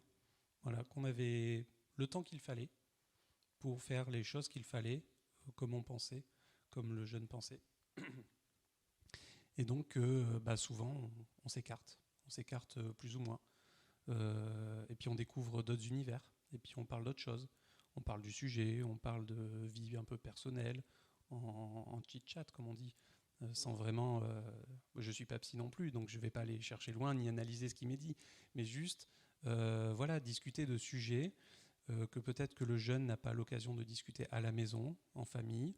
Je n'analyse pas trop, en fait, mais d'avoir ces discussions qui sont informelles et qui sont très, très intéressantes pour moi aussi, d'apprendre à se connaître, d'avancer ensemble et en fait de faire un genre d'équipe pour aller ensemble quelque part là où il veut aller et être là à ses côtés sur son chemin. Voilà, je pense. Oui, c'est là où ça rejoint peut-être ce que disait Guillaume quand il parlait de la coudoir. C'est qu'au fond, ça te met dans une position qui n'est pas du tout verticale, mais qui est plutôt dans celle de cheminer à côté. Enfin, on appelle ça souvent du compagnonnage, quoi. C'est-à-dire quelque part, ou dans les, vous savez, dans les intrigues, comme dans les films Disney, on appelle ça les sidekicks, c'est-à-dire le personnage secondaire qui aide le héros à accomplir son destin, c'est-à-dire qui est toujours un peu en arrière de la pointe de l'action. Enfin, je trouve qu'il y a un peu de ça, je trouve, dans la position dont tu parles. Enfin, je ne sais pas si tu es d'accord avec ça. Oui, c'est ce que je ressens. Moi, je dirais le wingman, l'ailier, en fait, chez les pilotes, c'est un peu ça. Il y a l'acteur principal qui vit son histoire, et effectivement, l'ailier qui vient gérer les à côté et aider quand ça va un peu moins bien, ou au contraire ne rien faire quand tout va bien. Et c'est un peu ce que j'ai de manière hebdomadaire comme relation avec les jeunes que j'accompagne. Donc il peut y avoir des moments où on passe beaucoup de temps ensemble en tête à tête sur un sujet extrêmement précis, où il y a d'autres moments en fait où j'ai besoin de rien faire et ça découle tout seul. Alors moi c'est des petits ateliers d'1 heure à chaque fois, donc c'est un peu plus court, mais c'est accompagné, c'est vraiment et c'est vraiment un plaisir pour moi en fait de participer à cette évolution en fait, quand il y en a de l'évolution. Donc et c'est à chaque fois sur des sujets différents. Ça peut être sur des sujets techniques de développement, ça peut être sur des sujets un peu jeux vidéo que je maîtrise un peu moins, mais c'est pas grave, j'apprends aussi. Là cette année j'ai commencé à faire du design de mode Minecraft. Alors forcément j'avais déjà installé Minecraft, j'avais déjà lancé 2-3 parties. Ça m'avait vite embêté parce qu'il n'y avait pas d'objectif. Mais pour ces jeunes, au contraire, c'est l'intérêt, c'est eux qui se créent leurs propres objectifs. Et là, c'est encore aller plus loin, c'était aller créer, c'est aller modifier le jeu dans sa vision pour inventer son monde. Alors moi, je ne suis pas très imaginatif sur l'aspect artistique. Et en fait, je me suis laissé embarquer sur ce sujet-là où le jeune, en plus, avait en difficulté qu'il s'était fait confisquer son ordinateur. Donc il y avait une certaine frustration quand il est arrivé cette année avec son cahier de dire voilà, j'ai un monde, je l'ai dessiné sur mon papier à carreaux, parce que Minecraft, c'est des gros pixels, donc papier à carreaux, c'est super bien. J'ai designé mon monde, et voilà, et j'aimerais bien le mettre en vie dans le jeu. J'ai dit banco, on va trouver. Moi, je sais pas, j'ai pas fait, mais on va chercher ensemble. On a cherché ensemble le logiciel, on a cherché comment on faisait, on a regardé du tuto YouTube, on a zappé des tutos YouTube, on a cliqué à droite, on a cliqué à gauche, on a planté le logiciel, on a relancé, on a râlé, on a fait plein de choses. Et au final, on a réussi à lancer un début de quelque chose qu'on peut jouer. On a joué ensemble, en réseau, côte à côte. Alors, prend un malin plaisir à me tuer mon personnage, à me donner tous les pouvoirs puis me les enlever. Voilà. Après, on a d'autres sujets assez rigolos. Et donc, voilà, c'est un univers où je me laisse embarquer dedans parce que je me rends compte que ça fait plaisir et ça ouvre l'esprit du jeune sur tous ces sujets, en fait. Oui, donc c'est fondamental parce qu'au fond, on voit que ça ouvre l'esprit du jeune, mais quelque part, ça ouvre le tien à l'inattendu, au sens où tu ne sais pas à l'avance vers où ça va partir, mais c'est la condition précisément pour qu'il se passe quelque chose. Tout à fait. L'année dernière, typiquement, il y a deux jeunes sur 3, les 3 jeunes cette année de nouveau, on était sur 2 des jeunes, on était sur des sujets complètement différents.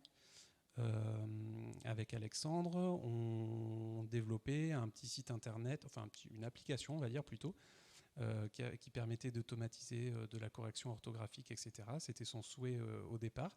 Donc j'ai suivi, on a appris plein de choses sur le fonctionnement du logiciel, du développement. Alors là, j'étais plus en position de sachant pour le coup, puisque c'est mon métier. Mais on a avancé ensemble. On a réussi à produire un projet. Et puis cette année, Alexandre a eu envie de faire autre chose.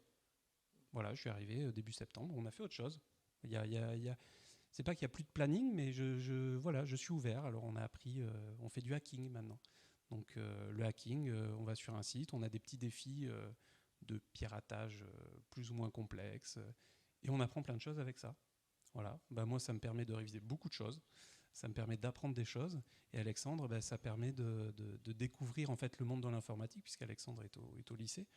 Et donc, il n'a pas de formation informatique. Et donc là, il prend une avance considérable si jamais il veut faire une école d'informatique. Je le vois juste derrière, donc je te le dis. Tu prends une avance considérable, voilà, et tu apprends plein de choses. Et donc, c'est extrêmement intéressant d'avancer sur ces sujets et d'aller tester jusqu'où on peut aller, d'avoir de l'incompréhension parce qu'on allait un petit peu trop vite, un peu trop loin, puis de revenir une semaine après où ça y est, peut-être on a avancé. Parfois de me dire je fais un peu trop les choses à sa place. Des fois je me dis je fais pas assez. Voilà, c'est de la découverte ensemble et c'est très intéressant également sur des sujets plus techniques, développement. Bon. Et d'ailleurs, Alexandre, vous voulez dire un petit mot sur votre travail avec Arnaud? Il apprend bien, il est bon élève avec vous quand même ça? Bon. Voilà, ça se passe très bien et j'ai un troisième jeune que je n'ai jamais vu physiquement. Oui. Voilà. Ça a été l'aspect le plus complexe. Parce que dès le premier jour, on m'a dit Arnaud, tu vas avoir Théo. Théo n'est pas à l'aise pour revenir physiquement au Node. Donc ça va se passer à distance. Bon, très bien, on va lancer une visio, on va lancer un... Non, en chat. Donc je fais 1 heure de chat, c'est beaucoup plus complexe. Je l'avoue que là, je suis pas perdu, mais c'est vrai que c'est vraiment une autre approche de la discussion, de l'entraide. D'autant plus que Théo, en plus, a de très bonnes compétences autodidactes en développement et c'est ce qu'il souhaite faire. Donc en fait, là, je ne suis pas en sachant qui va transmettre de l'information. Je suis vraiment en accompagnement et on a une discussion presque de pair à pair sur des sujets de développement technique. Et là, la contrainte, c'est pas du tout ça, de se faire embarquer dans les discussions, surtout que Théo est parle assez peu. Donc du coup, on va droit au but. Mais c'est plus cet aspect un mode de communication qui est entièrement différent. Où, oui, moi plus jeune, effectivement, j'ai plein de copains sur le IRC, pour ceux qui connaissent, que j'ai jamais rencontrés, et j'étais à fond sur le chat. Autant aujourd'hui, j'ai un peu oublié tout ça, et je reviens à ma jeunesse, entre guillemets, de juste discuter sur un chat texte, sur des sujets, et d'essayer d'avancer en 1 heure, et de manière un peu décalée parfois. Oui, ce qui n'allait pas de ton côté sans une certaine angoisse ou un certain vertige. De devoir travailler avec ce jeune-là quand même à la parole très minimaliste, à la fois plein de compétences, mais quand même, on va le dire, très économe dans ses paroles, on va dire ça comme ça, et qui de ton côté, il me semble, c'est ça qui était très particulier aussi, c'est que plus on veut que ça avance, moins ça avance, et quand on accepte aussi d'assumer ce certain vertige, quelque chose se produit aussi avec lui. Enfin, peut-être. Et oui, c'est ça. C'est quand je suis prêt, je veux avancer, je sais vers où on va aller, c'est quoi le prochain objectif, etc. Et il n'est pas forcément là parce que il essaye d'être là aux heures précises, mais parfois il y a des petits loupés. Donc, je me retrouve tout seul en fait parfois à commencer les discussions et puis j'ai pas de réponse tout de suite. Puis il y a d'autres fois, c'est moi qui suis un peu en retard et puis en fait il a fait plein de choses dans la semaine. Donc oui, c'est un petit peu déstabilisant. C'est pas voilà, on est plus en mode gestion de projet avec ce jeune-là, plus que de l'accompagnement un petit peu virevoltant dans les idées. On est vraiment sur de l'accompagnement d'un projet précis avec un objectif précis. Mais il y a quand même beaucoup d'apprentissage. Voilà. Pareil, au début, je suis arrivé, alors non plus avec ma casquette de formateur, mais avec une casquette un petit peu de consultant et de gestion de projet, en disant on a un objectif, on doit y arriver, si possible assez rapidement. Voilà. C'est mon côté entrepreneur où on peut avoir des deadlines. On a fait sauter la deadline très vite. Et on est parti sur du développement, mais on allait voir ce qu'on allait faire, voilà, sur des technologies que je ne connaissais pas. J'étais ouvert, donc j'ai appris des choses aussi. Je lui en ai peut-être apprises, je ne sais pas comment il le perçoit dans nos discussions. Et voilà, et on avance. Et cette année, on a fait un petit pivot, on a changé de technologie comme ça. Bon, bah, c'est pas grave, on s'adapte, on avance et on verra où ça nous mène. Voilà, je ne désespère pas un jour rencontrer ce jeune physiquement. Voilà. Bon, on voit en tout cas que le décalage dans les deux cas aussi, c'est au fond d'accepter que quelque part le savoir soit pas entièrement de votre côté, comme celui qui donne un savoir verticalement, mais qui soit fondamentalement du côté du jeune. Le savoir au sens où un savoir sur ce qui les intéresse. C'est-à-dire qu'il faut être au plus près du point vif, du point de curiosité qu'il y a chez les jeunes que vous rencontrez, point qui peut être d'ailleurs très mouvant, mais en tout cas, la condition nécessaire et fondamentale pour qu'il se passe quelque chose, c'est que tout le savoir que vous amenez soit entièrement subordonné au point d'intérêt qu'il y a chez eux. Comme l'exemple que tu donnais là, très précis, de réinventer un univers sur Minecraft. Et c'est à cette condition-là que le savoir peut arriver, c'est si quelque part il est au service de la réalisation de ce rêve qui est créer cette vie-là sur Minecraft. Enfin, il me semble que c'est ça qui ressort de ce que tu dis. Enfin, je ne sais pas si tu es... Oui, c'est vraiment faire le sidekick, c'est être là à disposition. Voilà, ils ont un peu, tout à l'heure, FX parlait de solidaire by design. Moi, je suis développeur as a service. C'est-à-dire que voilà, je suis disponible en tant que service à côté si tu as besoin de moi, si tu as besoin d'un accoudoir, comme tu disais, Guillaume. Je suis disponible et si tu as envie de faire ta vie tout seul, fais ta vie tout seul et moi je suis à disposition. Ok, merci beaucoup pour ces points très éclairants.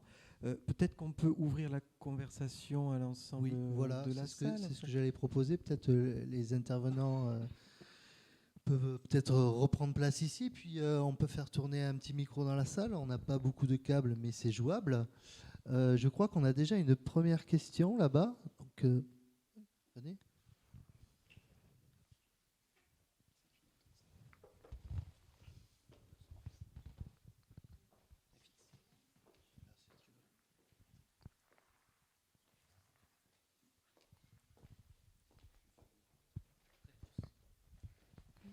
Merci à chacun d'avoir témoigné de vos expériences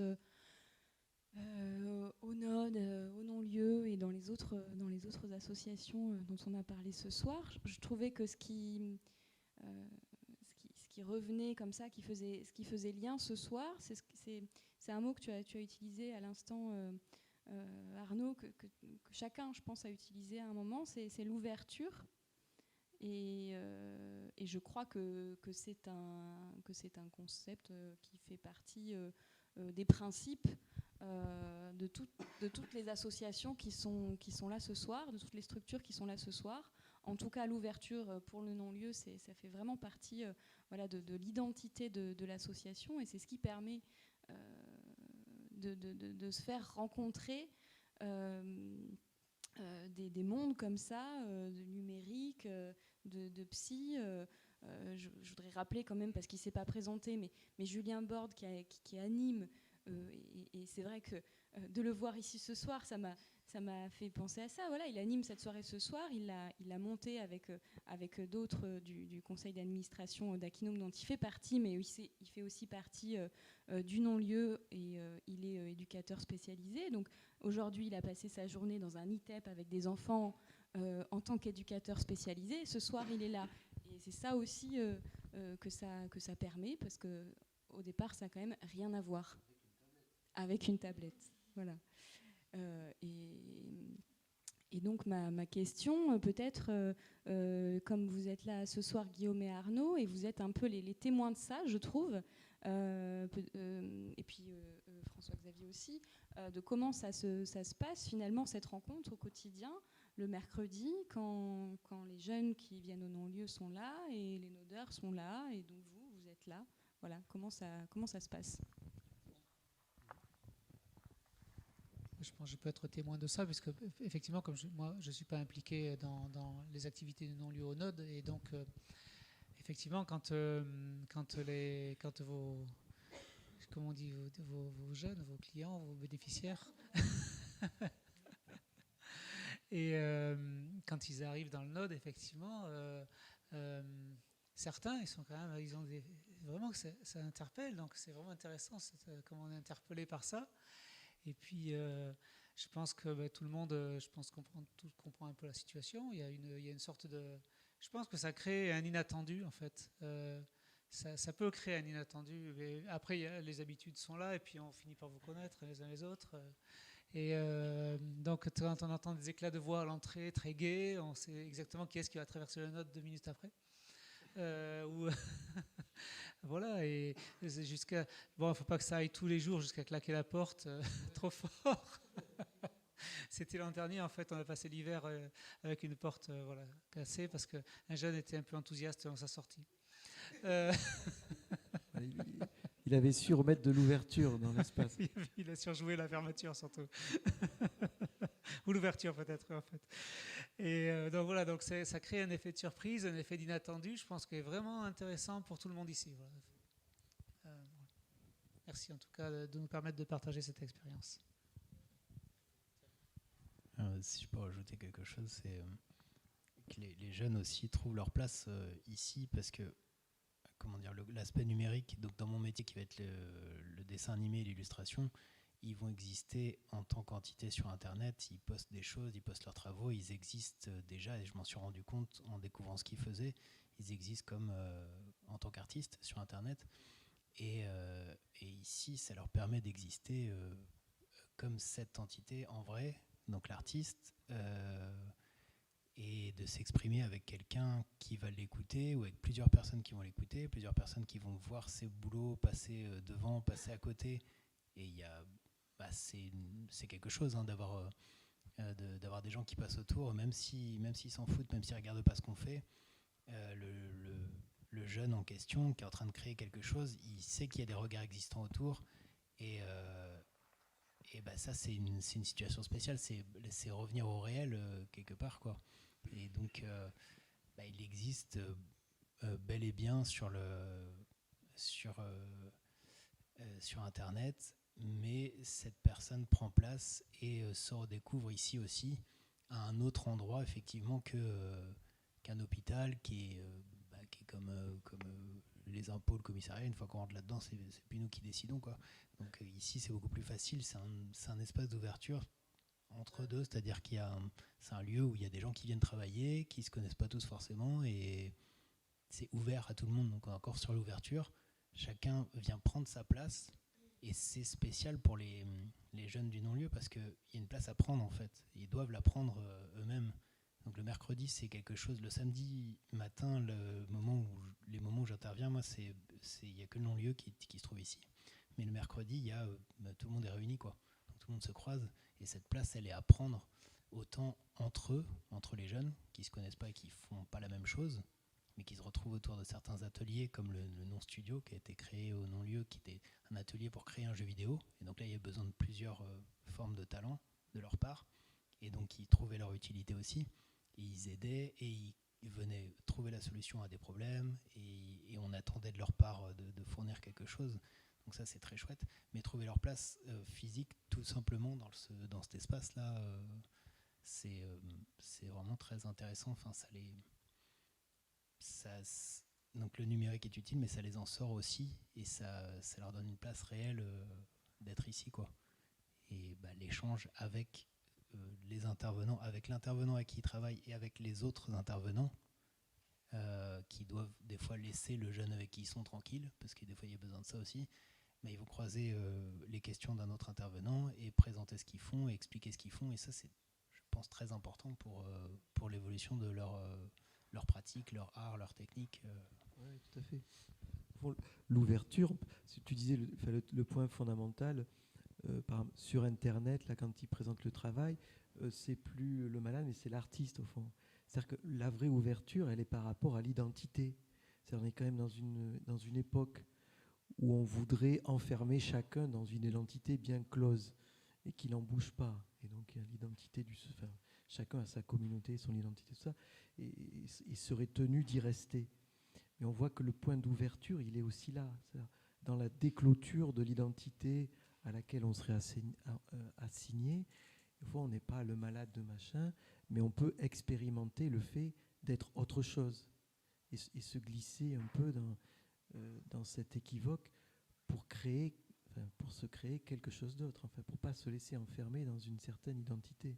Enfin, il me semble que le glissement, le mouvement, il est aussi là, quoi. Enfin, c'est ce que ça suggère, ce que tu dis. Ouais, ou assumer une partie d'eux ou de nous qui demande à s'exprimer aussi, quoi. Qui existe bel et bien, en fait, qui est pas forcément un autre chose qu'on connaissait pas, mais qui est un autre chose qu'on n'exprime pas d'habitude, qu'on nous laisse pas l'espace pour exprimer. Et bien souvent, ça concerne les jeunes qu'on croise au non-lieu, quoi. Oui, vous aviez une question ? Tout d'abord, merci à tous pour votre intervention et cette table ronde très enrichissante, hyper inspirante et qui, je trouve, donne énormément d'espoir. On parle souvent du numérique comme un médium qui peut tendre à couper les liens sociaux ou à les réduire. Là, ce soir, j'ai entendu le contraire, de la création de liens à fond. J'aurais aimé savoir pour les deux associations présentes, donc Emmaüs Connect et le non-lieu, quels sont vos projets ? Vous avez quand même des structures qui font beaucoup, qui agissent beaucoup. Et quel est l'avenir de vos structures ? Comment vous l'envisagez, d'une part ? Et d'autre part, de quoi est-ce que vous avez besoin aujourd'hui en termes de ressources, de matériel peut-être, je ne sais pas. Qu'est-ce que n'importe qui dans la salle peut peut-être vous aider à concrétiser ou en tout cas à avancer en mettant sa petite pierre à l'édifice, que ce soit des compétences techniques, humaines ou juste matérielles. Alors, les projets, je ne saurais même pas par où commencer. On avance sur, je vous ai dit, sur la partie de l'accompagnement, de l'équipement. Ce que je dis toujours quand je rencontre des gens, je dis vous pouvez donner du temps, vous pouvez donner de l'argent ou du matériel. Et même des fois, ça peut être des numéros de téléphone. Donc on peut nous aider. Nous, on a besoin, nos besoins très concrets là, et ils sont très dans l'actualité. Là, demain, on lance un appel aux dons national pour collecter les équipements. Parce que l'équipement, c'est un sujet qui est hyper important, je vous l'ai expliqué. On peut faire des cours, on peut faire de la formation. Mais en fait, si on n'a pas de quoi pratiquer chez soi, ça va se perdre, ça va s'estomper. Je donne toujours l'exemple, j'apprends une fonction sur Excel ou n'importe quoi, j'utilise dans mon travail. Je la fais une fois, je l'apprends, je monte en compétence. Si je ne l'utilise pas pendant un mois, c'est fini. Enfin, même, des fois, c'est même pas un mois, des fois, c'est 2 semaines. Si je ne l'ai pas repratiqué, c'est terminé. Donc, on a vraiment besoin de matériel. Donc, il y a un appel aux dons qui commence vraiment demain. On va essayer d'avoir une caisse de résonance nationale. On essaie d'avoir vraiment de mettre un coup de projecteur dessus. D'autant plus que le marché du reconditionné est en train de se structurer très fortement avec des acteurs privés. Donc, la solidarité, c'est quand même pas l'axe premier sur ces enjeux-là. En plus, il y a l'actualité de la COP27, donc on profite de ce créneau-là. Donc voilà, on a besoin de matériel, donc de matériel d'entreprise, des entreprises qui auraient amorti leur matériel comptablement, qui pourraient en faire don. On a structuré toute une filière de récupération, de reconditionnement et de distribution, alors, un peu chez nous, mais aussi dans plein d'autres lieux. Là, l'objectif, c'est de déployer ça dans toute la Nouvelle-Aquitaine et dans toute la France. Donc on a une association à La Rochelle qui va distribuer. On va leur envoyer des PC, ils vont pouvoir commander ça et distribuer à leur public, comme nous, à tarif solidaire. Donc équipement, du temps, évidemment, si vous allez vous engager. On a fait ce choix, on est une asso assez... notre sujet, il est moderne, il est numérique. Et du coup, on a fait un choix de flexibilité parce qu'on peut se permettre d'utiliser des outils. Alors, je disais en blaguant comment on devient bénévole, tu me demandais, je dis sur Internet, et comment on est bénévole. Il y a des agendas partagés, on peut se positionner. Si vous avez 1h30 par mois, très bien, venez 1h30 par mois. Et si vous venez pas pendant 6 mois, c'est pas grave, vous revenez dans 6 mois. Donc il y a un niveau d'engagement qui est différent selon chacun. On peut s'engager sur 2 mois parce qu'on n'a pas de travail et on est au chômage et on a du temps à donner. Moi, c'était mon cas. Ça fait 4 ans que je suis encore un peu là-dedans. C'était une longue période. Et du coup, voilà, vous pouvez vous engager à hauteur de pas grand-chose et vous allez apporter beaucoup et vous allez surtout recevoir beaucoup. Moi, je ne serais pas encore là chez Emmaüs Connect si je n'avais pas autant reçu. Donc je vous invite à essayer, c'est peu engageant. En tout cas, on ne va pas vous dire de venir tous les mardis pendant 1 an et de signer et vous engager. Mais voilà. Donc du temps, de l'argent, je ne vais pas vous demander de l'argent, mais du matériel. En tout cas, passez le message à vos proches, à vos collègues, aux entreprises que vous entendez autour de vous. Demandez-leur qu'est-ce qu'ils font demandez ce qu'ils font de votre PC professionnel une fois que vous l'avez rendu à la DSI, parce qu'il y a un nouveau modèle qui est arrivé. Alors ici, vous êtes plutôt des petites structures, mais à partir des niveaux de PME, de TPE et de groupes d'ETI, il y a des logiques de gestion de parc, de flotte. Et nous, on dit, en fait, ce matériel-là, il n'a plus de valeur pour vous, mais en fait, pour les publics qu'on accompagne, il a une valeur énorme. Oui, merci beaucoup. Pour ce qui est du non-lieu, je vais laisser Violette Aimé répondre à la question.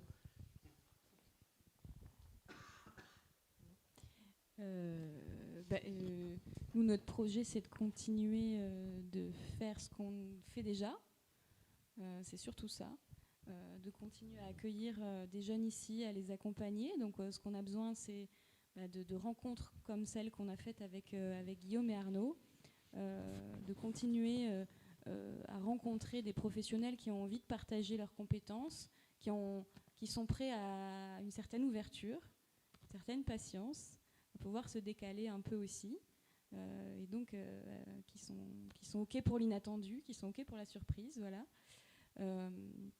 Et qui peuvent pour le coup, par contre, s'engager un petit peu. Voilà, il y a un engagement parce qu'au non-lieu, on reçoit des jeunes pour qui l'engagement d'une personne, c'est pas n'importe qui vient les rencontrer. Arnaud, Guillaume, voilà, se sont engagés à ça aussi. Et donc, il n'y a pas trop de bénévoles au non-lieu. Voilà. On rémunère bien entendu toutes les personnes qui interviennent auprès des jeunes. Donc, ce qu'on a besoin, c'est aussi d'argent pour rémunérer ces personnes qui interviennent auprès des jeunes. Voilà. Et puis aussi, si vous n'avez pas le temps et puis pas l'envie de partager vos compétences, on est aussi toujours à la recherche d'entreprises ou d'auto-entrepreneurs qui ont envie, qui peuvent accueillir au sein de leur entreprise des jeunes en stage, que ce soit pour une semaine ou quelques mois. Voilà, on a des jeunes qui sont aussi en alternance, qui recherchent souvent des stages, pardon. Et nous, on est prêts à travailler avec ces professionnels-là pour les aider à accueillir au mieux ces jeunes. Voilà. Oui. Et en termes de pratique, je ne sais pas combien de temps ça va durer, mais on a un atelier hardware qui a démarré. Oui, très bonne idée. Donc vous cherchez peut-être des machines plus ou moins en panne pour cet atelier hardware, pour que les jeunes puissent bidouiller les machines. Donc, si voilà, j'allais justement en parler parce que la Fondation Orange justement est venue rendre visite en non-lieu il y a quelques mois déjà et s'est retrouvée directement immergée dans l'atelier hardware et c'était assez rigolo parce que on voyait que c'est un atelier qui vient juste d'être mis en place. En fait, pour la petite histoire, on a récupéré tous les PC qui avaient été jetés par Akinum parce que c'était le ménage de printemps fin août. Donc il y a une espèce de dynamique qui s'est mise en place avec des jeunes, dont un pour lequel on a mis 1 an à le faire venir ici. Et ça nous a pris 1 an pour qu'il accepte de se déplacer jusqu'ici. Et on a créé cet atelier hardware parce qu'il y en avait certains comme lui qui souhaitaient bricoler des ordinateurs. Et eux, d'entrée de jeu, et c'est pour ça qu'on a pensé très fort à Emmaüs Connect, d'entrée de jeu, ils ont dit on va réparer des ordinateurs pour pouvoir les donner à des personnes qui en ont besoin. Voilà. Donc je trouve que c'est quand même intéressant cette démarche-là. Donc vous avez pu être témoin de ça. Je ne sais pas, vous voulez dire un petit mot, quoi?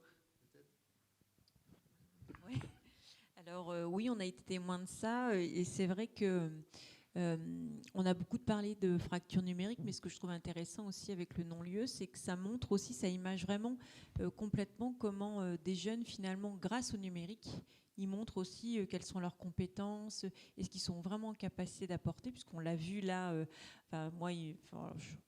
moi, à l'intérieur de la machine, je connais absolument rien. Hein, donc voilà, ils nous expliquaient. On voit bien qu'ils ont de l'intérêt, ils démontent ça, ils sont hyper intéressés par ça. Et on avait vu aussi des jeunes avec vous, Violaine.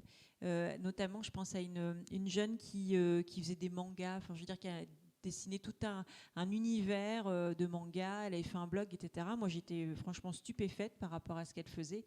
Et je trouve que vraiment, ça démontre aussi comment, à travers du numérique, vraiment, ces jeunes, ils peuvent montrer leur capacité, développer une compétence et qu'on n'aurait peut-être pas vue aussi si vous ne les mettiez pas dans ces situations-là.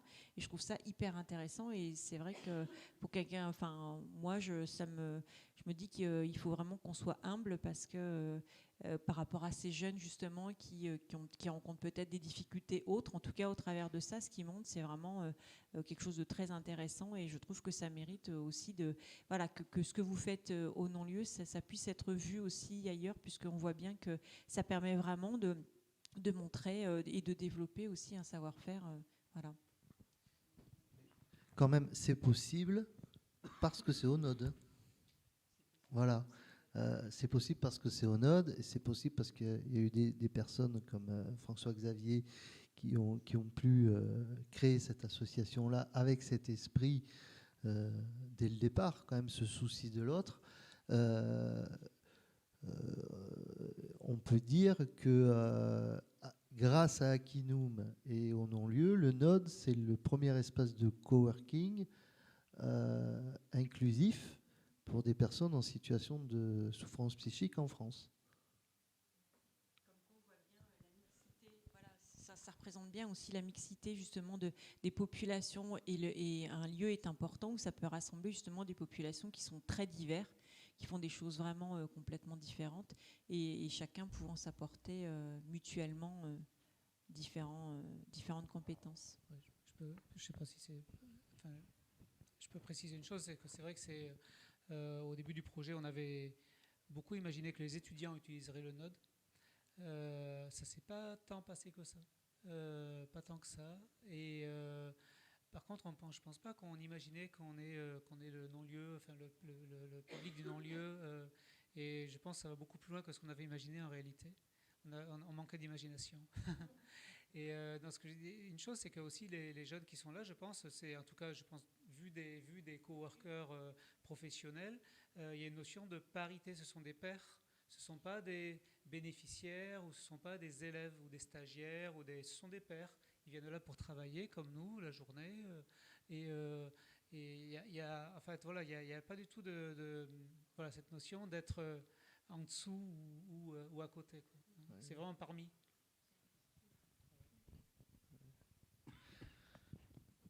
Est-ce que quelqu'un veut poser une question, faire un commentaire, une observation?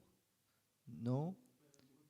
Oui? Ah ben il faut que tu parles dans le micro alors. Même si ma voix porte bien. Ouais. Mais en fait, c'est plus une remarque qu'une question. En fait, c'est comme vous disiez, en fait, les personnes, que ce soit une personne qui vient à Emmaüs Connect ou qui fréquente le non-lieu ou qui participe à une autre initiative du même principe, en fait, en gros, c'est pas seulement elle sort d'une identité ou d'une case où on l'a enfermée. En fait, c'est la personne. En fait, une personne, elle devient un sujet, un acteur, et pas juste un objet qui va être baladé à gauche à droite. Et là, l'anecdote m'a fait rigoler, mais un peu jeune aussi. En gros, la personne elle va se balader, par exemple, elle va aller là parce qu'elle doit aller sur son colis alimentaire. Après, elle va aller chez la personne conseiller, insertion, je ne sais plus quoi, pour aller à Pôle emploi. Et après, ce sera l'assistante sociale, etc., etc. La personne elle est vraiment un individu. C'est plus un objet. Voilà. Donc, et ça peut être un super tremplin, en fait, pour la vie en général, j'ai envie de dire. Voilà. Bon, merci à tous pour cette table ronde. Merci à Akinum et bon anniversaire à Akinum. regardez sur le site internet pour voir la suite des activités, conférences, ateliers proposés au cours de la semaine. Aquiversaire.fr. Voilà tout le programme. Merci beaucoup. Au revoir.